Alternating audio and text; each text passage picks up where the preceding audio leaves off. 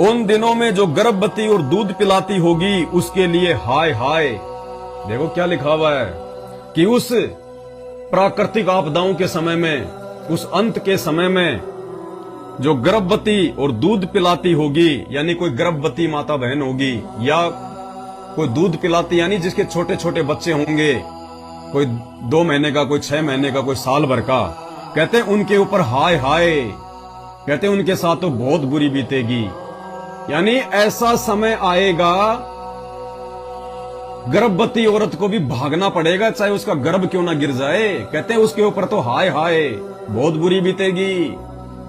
और दूध पिलाती यानी वो लेडीज ये सोचेगी, वो माता बहन ये सोचेंगे कि पहले मेरी जान बचे, बच्चे को फेंक के दौड़ लेगी कि वजन ज्यादा है, अगर बच्चे को साथ में लेके चलूंगी तो मैं यहीं रह जाऊंगी, पहाड़ पे नहीं पहुंच पाऊंगी, ऊंची जगह पे नहीं पहुंच पाऊंगी, ये पानी मुझे बहा ले जाएगा, ये भूकंप मुझे जमीन में समा देगा। कहते हैं उस समय जो गर्भवती होगी और जो दूध पिलाती हुई कोई माता बहन होगी जिसके छोटे छोटे बच्चे होंगे, कहते हैं उनको तो हाय हाय। ये बाइबल में लिखा हुआ परमेश्वर का वचन है अटल, और इसका जिक्र एक सत्संग में संत रामपाल जी ने भी किया है, दास आपको दिखाएगा। जो छत पर हो वह अपने घर में से सामान लेने को न उतरे, और जो खेत में हो वह अपना कपड़ा लेने को पीछे न लौटे। उन दिनों में जो गर्भवती और दूध पिलाती होगी उनके लिए हाय हाय। प्रार्थना किया करो कि तुम्हें जाड़े में या शबद के दिन भागना ना पड़े। कहते हैं परमात्मा से ये प्रार्थना करना कि जब वो आपत्तियां आए उस समय जाड़े का दिन ना हो, सर्दियों का दिन ना हो। अरे गर्मी में तो कहीं भी लेट जाएंगे रात को, चाहे कपड़े हैं या नहीं है। तो परमात्मा कह रहे हैं कि भगवान से दुआ करना कि जब वो आपत्ति का समय आएगा और तुम्हारे को भागना पड़ेगा उस समय सर्दियों का टाइम ना हो। नहीं तो एक तरफ तो प्राकृतिक मार, दूसरी तरफ रात को सर्दियों में, जैसे कुत्ता रात को सर्दी में कैसे वो ठिठुरता रहता है, दूसता रहता है, सारे शरीर में जो है वो कंपन रहता है। कहते हैं ये शुक्र मनाना कि परमात्मा जब वो आपत्ति आए उस समय सर्दियों का दिन ना हो, शबद का दिन ना हो। शबद का दिन मतलब ईसाई समाज में एक ऐसा दिन मनाया जाता है जैसे ये गुड फ्राइडे वगैरह मनाते हैं। कहते हैं शुक्र मनाओ कि उस समय वो शबद का दिन ना हो कि तुम भगवान से प्रार्थना भी ना कर सको। प्रार्थना किया करो कि तुम्हें जाड़े में या शबद के दिन भागना ना पड़े, क्योंकि भविष्यवाणियां देखो उस समय परमात्मा ने ईसा मसीह के रूप में ये भविष्यवाणी की थी, तो शब्द उन्होंने ईसाई धर्म से संबंधित ही लिखने पड़ेंगे। लेकिन आप लोग समझ रहे होंगे अच्छे से, जो कल की भगवान के भगत हैं, जो संत रामपाल जी के भगत हैं, उनको अच्छे से ये बातें समझ में आ रही हैं। क्योंकि देखो भाई और बहनों, ये विकट परिस्थितियां पैदा हुए बिना ये दुनिया संत रामपाल जी को परमात्मा नहीं मान सकती।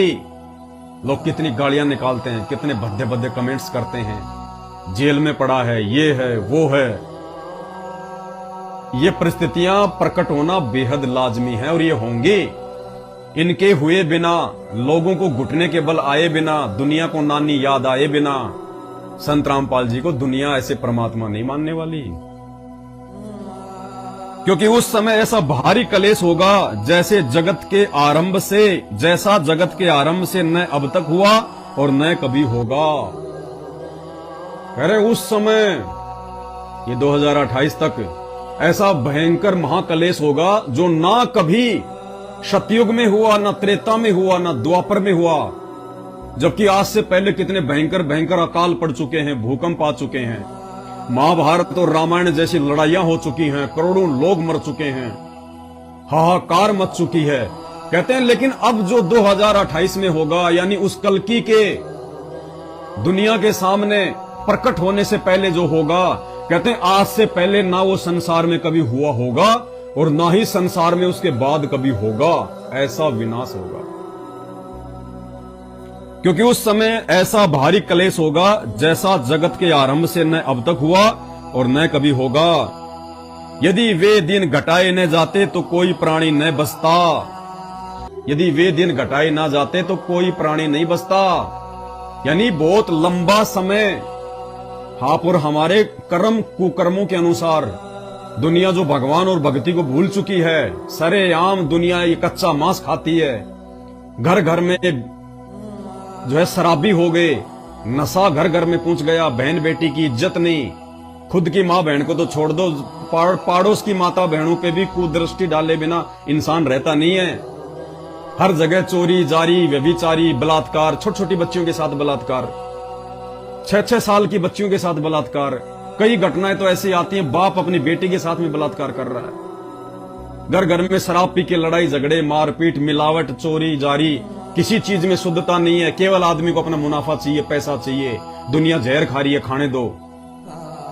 कहते हैं यदि वो दिन घटाए ना जाते, यानी हमारे इन कुकर्मों के आधार से, संसार के कुकर्मों के आधार से तो ये महाविनाश का समय बहुत ज्यादा लंबा चलना था। लेकिन परमेश्वर कह रहे हैं कि यदि वो दिन घटाए ना जाते, यानी परमात्मा ने इस विनाश के समय को थोड़ा कर दिया, नहीं तो भविष्यवाणी हो चुकी थी। तुम सबको पता है कि 1998 में पूरी दुनिया डूबेगी, पूरी दुनिया मरेगी।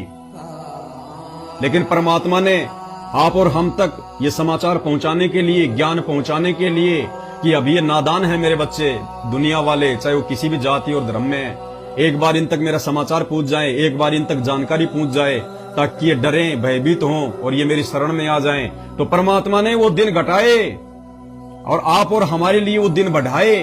हमें समय दिया, परमात्मा ने इन घटनाओं को रोका। और एक नियम है इस प्रकृति का, यदि आप इस प्रकृति को रोकते हो या इस प्रकृति में घटित होने वाली घटनाओं को यदि कोई रोकेगा तो प्रकृति का हिसाब पूरा करना पड़ता है। तो संत रामपाल जी भगवान ने 1998 में जो भविष्यवाणियां हो चुकी थी कि दुनिया का विनाश होगा, उस आपत्ति को टाड़ा संसार के लिए कि मेरा ज्ञान और जाए और लोग समझें। और प्रकृति का हिसाब उस परमात्मा ने, उस महाविनाश का हिसाब सन 2006 से 2008 तक 21 महीने जेल में रह के प्रकृति का हिसाब को पूरा किया, अपने ऊपर ली उन्होंने वो आपत्ति। फिर भविष्यवाणी हुई 2012 में, सब जानते हैं कि 2012 में दुनिया का नाश हो जाएगा, दुनिया का नाश हो जाएगा। लेकिन संत रामपाल जी भगवान ने फिर उस आपत्ति को रोका कि अभी भी मेरा ज्ञान पूरे विश्व में नहीं गया है, मेरे बच्चों तक जानकारी पहुंचे। तो 2012 के विनाश को संत रामपाल जी ने, भगवान ने अपनी शक्ति से, अपने सामर्थ्य से रोका। और उसकी सजा परमात्मा ने 2014 बरवाला कांड के बाद में जेल में बैठ के पाई। प्रकृति का हिसाब पूरा कर रहे हैं, लेकिन अब फाइनल है। यदि वे दिन घटाए न जाते तो कोई भी प्राणी ना बचता, क्योंकि उस समय तक किसी को भगवान की जानकारी तो थी नहीं, संत रामपाल जी का ज्ञान जो है वो पहुंचा नहीं था। तो कहते हैं यदि उस समय को घटाया ना जाता तो शायद दुनिया में कोई नहीं बच पाता। अगर उस समय वो महाविनाश हो जाता तो कोई नहीं बच पाता, क्योंकि बचाने वाले तो संत रामपाल जी हैं, उनकी भक्ति है, उनका आशीर्वाद है। और उस समय तक लोग उनको जानते नहीं थे, पहचानते नहीं थे, उनका ज्ञान का इतना प्रचार नहीं था। तो कहते हैं यदि वो दिन घटाए न जाते तो उन 2 महाविनाशों में कोई नहीं बच पाता। परंतु चुने हुओं के कारण वे दिन घटाए जाएंगे।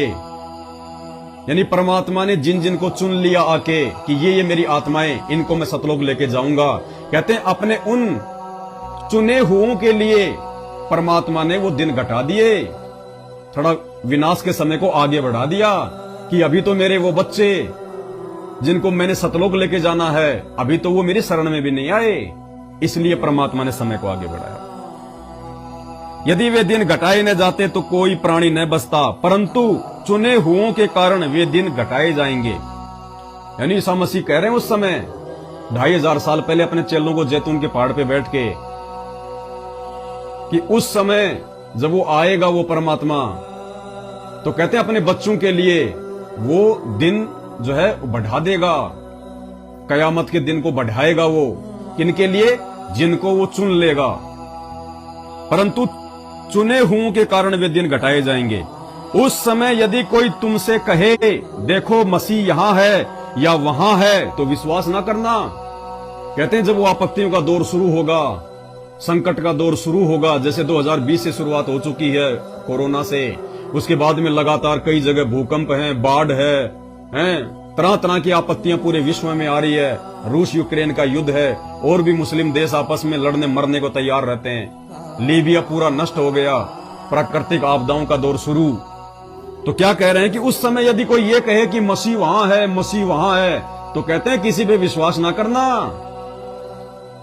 किसी की भी बातों में ना आ जाना। उस समय बहुत सारे लोग तुम्हें भरमाएंगे काल की प्रेरणा से कि रे वो कल की भगवान वहां है, अरे वो कल की वहां है, उसने वो चमत्कार कर दिया, उसने वो कर दिया, अरे वहां चलो, वहां तुम्हारा बचाव हो जाएगा।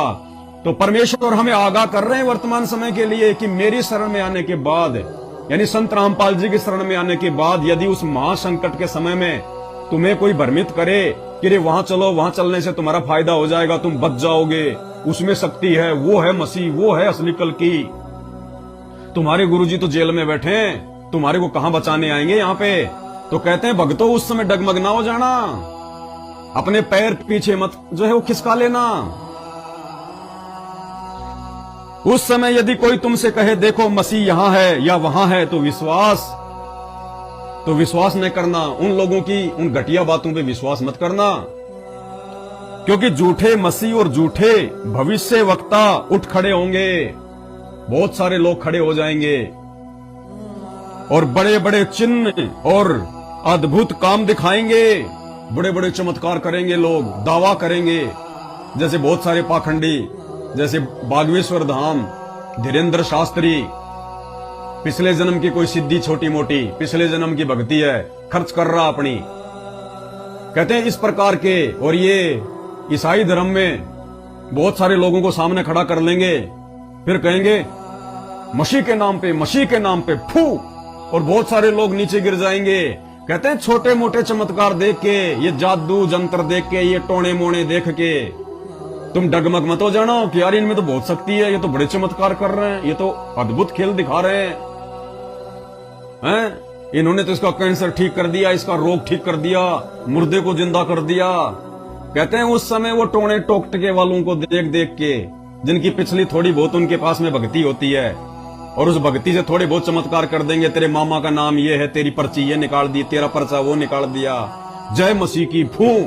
कहते हैं इस प्रकार के ये जादू जंत्र देख के, ये काल के कारण इस प्रकार के ड्रामेबाजी देख के तुम डगमग मत हो जाना, भ्रमित मत हो जाना।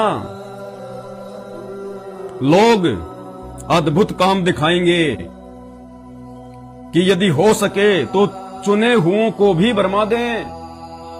परमात्मा कहते हैं हो सकता है मैंने जिनको अपनी शरण में ले लिया उनको भी भरमा सकते हैं। ऐसे ऐसे चमत्कार दिखाएंगे लोग उस समय। देखो मैंने पहले से तुम सबसे ये सब कुछ कह दिया। ईसा मसीह क्या कह रहे हैं अपने भक्तों को कि देखो आज मैंने तुम्हें पहले ही सब कुछ बता दिया है। ये जो आज हम बाइबल में पढ़ रहे हैं, उस समय वो कह रहे हैं अपने भक्तों को जैतून के पहाड़ पर बैठे बैठे, देखो मैंने पहले से तुमसे यह सब कुछ कह दिया है, इसलिए यदि वे तुमसे कहें देखो वह जंगल में है तो बाहर न निकलना। कोई कह दे कि वो वहां है, उस राज्य में है, उस शहर में है, वो जंगल में है, वहां पे है, वहां चलो, तो कह रहे भक्तों उस समय तुम भ्रमित ना हो जाना। देखो वह कोठरियों में है तो विश्वास ना करना कि उसने बहुत बड़ा आश्रम जो है बना रखा है, बहुत बड़ा महल बना रखा है, उसका आश्रम बहुत बड़ा है। कहते हैं लोगों की बातों में ना बिल्कुल भी भ्रमित मत हो जाना। अपने नियम धर्म और अपने कर्म पे रहना, यदि तुमको ज्ञान समझ में आ गया है तो। क्योंकि जैसे बिजली पूर्व से निकलकर पश्चिम तक चमकती है, वैसे ही मनुष्य के पुत्र का भी आना होगा। अब देखो यहां परमात्मा अपने आप को छुपाते हुए कह रहे हैं कि वो मनुष्य का पुत्र, वो मसीहा ऐसे आएगा जैसे बिजली पूर्व से चमकती हुई और वो पश्चिम तक वो जाती हुई दिखाई देती है। कहते हो मनुष्य का पुत्र इस प्रकार से दुनिया के सामने आएगा, प्रकट होगा। देखो आज भी परमात्मा है, हम सब जानते हैं, प्रकट हुए हैं। हम उनको सतगुरु कहते हैं, और सतगुरु की डेफिनेशन है, ये परमात्मा की ये अमर वाणी है कि ना सतगुरु जननी जने और जाके माना बाप, पिंड ब्रह्मंड से रहित है ना वाती ताप। सतगुरु कभी जननी से जन्म नहीं लेता, लेकिन परमात्मा अपने आप को छुपाते हुए, उस समय भी उन्होंने अपने आप को छुपाया, क्योंकि उस समय लोग यकीन ही ना करते कि ऐसे कोई प्रकट भी होता होगा।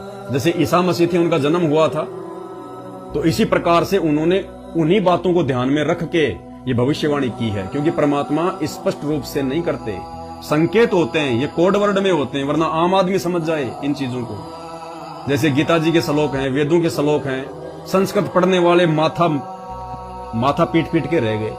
आज तक वेदों से वो एक असली मंत्र नहीं निकाल पाए।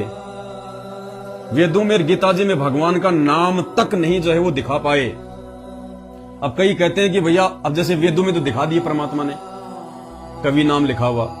अब कई कहते हैं कि गीता जी में कहां लिखा हुआ कबीर? भैया 8वें अध्याय का 9वां श्लोक पढ़ लेना, कवीम लिखा हुआ स्पष्ट कि वो परमात्मा, उसका नाम है कवीम। 8वें अध्याय का 9वां श्लोक है, सब कुछ बता रखा है परमात्मा ने। तो कहते हैं क्योंकि जैसे बिजली पूर्व से निकलकर पश्चिम तक चमकती है, वैसे ही मनुष्य के पुत्र का भी आना होगा।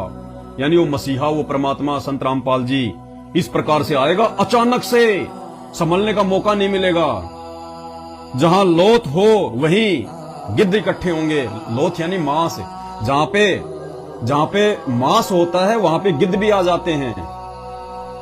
यानी जब उस समय वो परमात्मा आएगा, कहते हैं उस समय और भी खड़े हो जाएंगे और भी कहेंगे हम हैं कल की, मैं हूं कल की, हमारे गुरुजी कल की, हमारे गुरुजी हैं वो अवतारी पुरुष। तो कहते हैं जहां लोथ हो वहीं गिद्ध इकट्ठे होंगे। जहां मांस होता है वहां पे कहते हैं वो गिद्ध भी आ जाते हैं। तो उस समय और भी लोग निकल के आएंगे। आगे देखिए, मनुष्य के पुत्र का पुनरागमन, यानी ईसा मसीह कह रहे हैं कि उसका पुनः आगमन जो है वो कब होगा?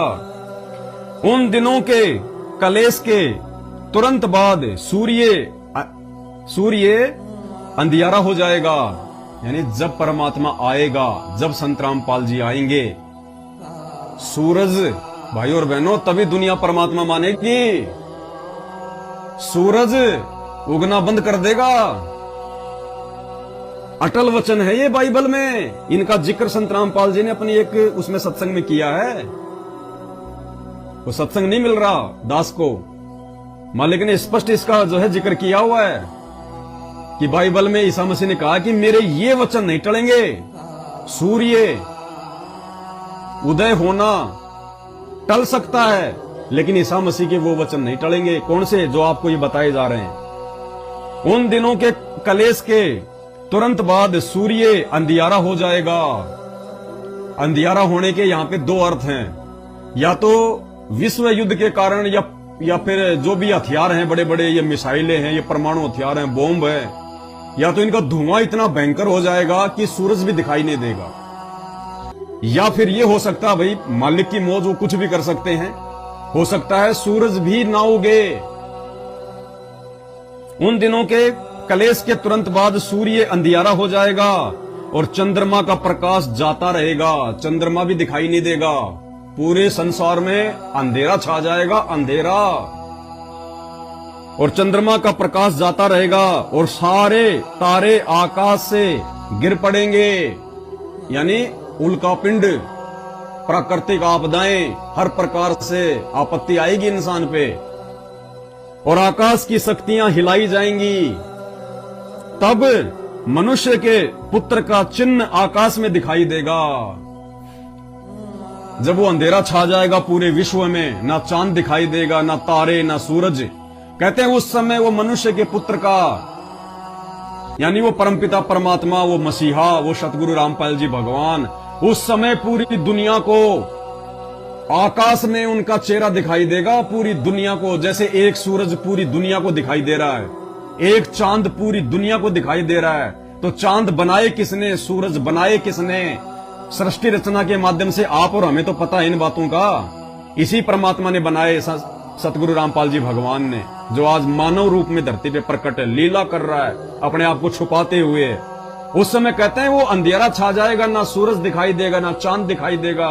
उस समय वो परमात्मा आकाश में दिखाई देगा पूरी दुनिया को विशाल रूप में, और लोग ऊपर हाथ कर करके रोएंगे कि हम तो मूर्ख थे, हम पागल थे, तुम्हारे बारे में लोग इतना बता रहे थे, तुमने भी इतने सत्संग कर दिए, इतना समझाया, लेकिन हम समझ नहीं पाए उस समय। क्योंकि भाई और बहनों, नॉर्मल तरीके से अगर संत रामपाल जी को जेल से बाहर आना होता तो कब के आ जाते? राम रहीम 4 बार आ चुका है 40-40 दिन की पैरोल पर। क्या संत रामपाल जी नहीं आ सकते थे? लेकिन जानबूझ के नहीं आ रहा ये परमात्मा, जानबूझ के, क्योंकि ये उस समय आएगा जब चारों तरफ तांडव मचा होगा। सब फैल हो जाएंगे, देवी देवता, अल्लाह, खुदा, मसीह, वाहिगुरु, भैरू, भूत, सब मंदिर, मस्जिद, चर्च, गुरुद्वारे सब फैल हो जाएंगे। दुनिया रोएगी, अपनी जान की भीख मांगेगी। उस समय कहते हैं अंधेरा छा जाएगा और उस अंधेरे में संत रामपाल जी का नूरी चेहरा दिखाई देगा पूरी दुनिया को। तब दुनिया मानेगी ये परमात्मा है, ये परमेश्वर है, ये है वो असली अल्लाह, ये है वो असली खुदा, ये है वो असली मसीहा, जिसके बारे में कहते थे कि वो आसमान से आएगा, बादलों को फाड़ के आएगा और आकाश की शक्तियां हिलाई जाएंगी। तब मनुष्य के पुत्र का चिन्ह आकाश में दिखाई देगा और तब पृथ्वी के सब कुलों के लोग छाती पीटेंगे।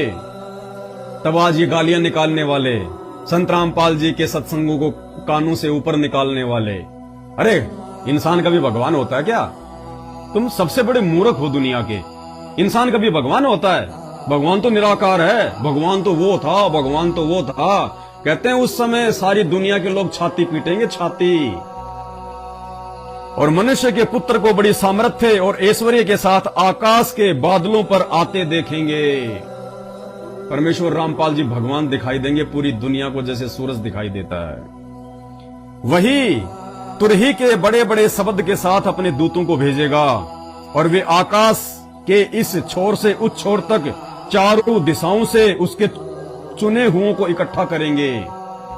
तब परमात्मा के बच्चे, उनके विशेष सेवक लोगों को इकट्ठा करेंगे, लोगों को समझाएंगे। जो लोग मानेंगे उनको मालिक से उनको जोड़ेंगे, भक्ति भाव से उनको जोड़ेंगे। जिन जिन को परमात्मा ने जो है वो चुन रखा होगा। आगे देखिए अंजीर के पेड़ का उदाहरण। इसी रीति से जब तुम इन सब बातों को देखो, क्या कह रहे हैं ईसा मसीह जी, कि जब तुम इन सब बातों को देख लो, आपत्तियां, महामारियां, भूकंप, बाढ़, अकाल, सूरज का उगना बंद, चांद का उगना बंद, परमात्मा का चिन्ह प्रकट हो जाएगा। कहते हैं जब तुम इसी रीति से जब तुम इन सब बातों को देखो तो जान लो कि वह निकट है। तब जान लेना कि वो बहुत निकट है, अब आने वाला है, अब वरन द्वार पर ही है। अन्यथा ये समझना कि बस घर पे ही आ चुका है। मैं तुमसे सच कहता हूं कि जब तक ये सब बातें पूरी न हो लें तब तक इस पीढ़ी का अंत नहीं होगा। ईसा मसीह कह रहे हैं कि जब तक मैंने तुम्हें जो ये सारी निशानियां बताई हैं, जब तक ये सारे के सारे चिन्ह प्रकट नहीं हो जाएंगे, ये घटनाएं घटित नहीं हो जाएंगी, तब तक पीढ़ी का अंत नहीं होगा। आकाश और पृथ्वी टल जाएंगे परंतु मेरी बातें कभी नहीं टलेंगी। इस बात का जिक्र संत रामपाल जी भगवान ने अपने एक सत्संग में किया हुआ है कि आकाश और पृथ्वी टल जाएंगे परंतु मेरी बातें कभी नहीं टलेंगे। क्यों?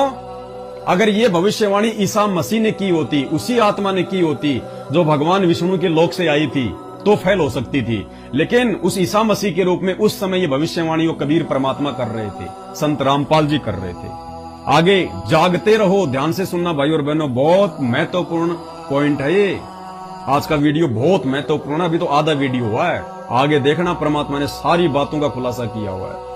जागते रहो यानी सचेत रहना, डगमग मत हो जाना, फिसल मत जाना, कमजोर मत पड़ जाना। उस दिन और उस घड़ी के विषय में कोई नहीं जानता, यानी ये सारा सिस्टम होगा कब, कब वो अंधियारा होगा, कब उसका चिन्ह प्रकट होगा। कहते हैं इन बातों को कोई नहीं जानता, यानी आम व्यक्ति नहीं जान सकता, उसके भगत नहीं जान सकते इन बातों को। उस दिन और उस घड़ी के विषय में कोई नहीं जानता, ना ही स्वर्ग के दूत, न पुत्र, केवल पिता, केवल वो परमपिता परमेश्वर ही जानता है इन सब बातों को कि कौन से दिन वो घटनाएं घटित होनी है। जैसे नूह के दिन थे वैसा ही मनुष्य के पुत्र का भी आना होगा। नूह क्या है? जैसे पहले जब कयामत हुई थी तो परमात्मा ने अपनी एक आत्मा को निमित्त बनाया था जिसका नाम था नूह, और नूह को परमात्मा ने सारी बातें समझाती थी कि तू लोगों को समझा दे, जितने लोग मान जाएं वो बच जाएंगे, और तू बहुत बड़ा एक जहाज तैयार कर, बहुत बड़ा। और परमात्मा ने उसको कह दिया था कि इसमें इतने जोड़े जोड़े जो है वो पशु पक्षियों के ले ले, हाथी का जोड़ा, शेर का जोड़ा, भेड़ का जोड़ा, गाय का जोड़ा, पक्षियों का जोड़ा, वो सब जोड़े परमात्मा ने उस इतनी बड़ी जहाज बनवाई उस नूह से बहुत समय पहले। और उस फिर जो आदेश दिया था उस परमेश्वर ने, परमेश्वर तो एक ही है वो कबीर परमात्मा, तो उस परमात्मा ने उस नूह को आदेश दिया कि ऐसे ऐसे सभी पशु पक्षियों का एक एक जोड़ा, ताकि आगे सृष्टि और चले। फिर इस महाविनाश के बाद में फिर आगे वो पशु पक्षी भी वापस जो है मतलब अपना जो है मतलब पति पत्नी व्यवहार करके फिर आगे से अपने मतलब वंश को बढ़ाएं। तो नूह ने उनके अनुसार वो जहाज बनाई और सभी को उन्होंने संदेशा दिया। लेकिन बाकी जो लोग थे वो लोग उसका मजाक उड़ाया करते थे। जब नूह कहता था, अरे बहुत भयंकर समय आएगा, पूरी पृथ्वी पे पानी पानी हो जाएगा, पहाड़ भी डूब जाएंगे, उस समय जो मैं जहाज बना रहा हूं ना, ये मालिक के आदेश से ये जहाज रहेगा सुरक्षित पानी के ऊपर, और इस जहाज में जो लोग रहेंगे वो ही रहेंगे सुरक्षित।